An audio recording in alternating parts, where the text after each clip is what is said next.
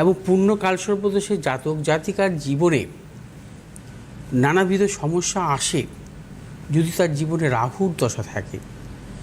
তার রাহুর দশা সেই সময় কোনোভাবেই তাকে সেভাবে সাফল্য দেয় না। পূর্ণ কালসর্পদোষের জাতক জাতিকা,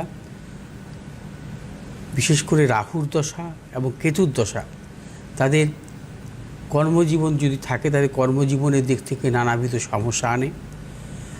কর্মজীবনে উন্নতিতে সমস্যা, কর্মজীবনে সাফল্যের ক্ষেত্রে সমস্যা, এবং তার পাশাপাশি যারা এডুকেশন লাইফের সঙ্গে যুক্ত থাকে তাদের এডুকেশনে কোনো সাফল্য দেয় না।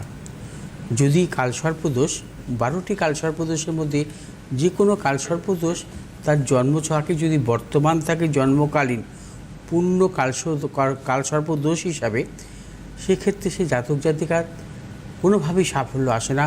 মূলত রাহুর মহাদশায়, কেতুর মহাদশায় অথবা রাহুর অন্তর্দশায়, যদি কখনো বৃহস্পতি রাহুর দশান্তর্দশা আসে, অর্থাৎ রাহুর অন্তর্দশা বা শনি রাহুর দশান্তর্দশা আসে, রাহুর অন্তর্দশায় তাদের কোনো সাফল্য দেয় না। এডুকেশন লাইফে সাফল্য আসে না এবং তাদের কর্মজীবন সংক্রান্ত সাফল্য আসে না। তাদের অর্থনৈতিক ক্ষেত্রে নানাবিধ প্রতিকূলতা আসে, ব্যবসা ক্ষেত্রে নানা রকম সমস্যা আসে, প্রিয়জনের শারীরিক সমস্যা আসে এবং মানসিক প্রবলভাবে প্রতিকূলতা আসে বা অবসাদ, হতাশাও আসে। অতএব কালসর্পদোষ সর্বদা খারাপ আমি বলবো না। কালসর্পদোষের জাতক জাতিকারা কিন্তু জীবনে বিখ্যাত হয়।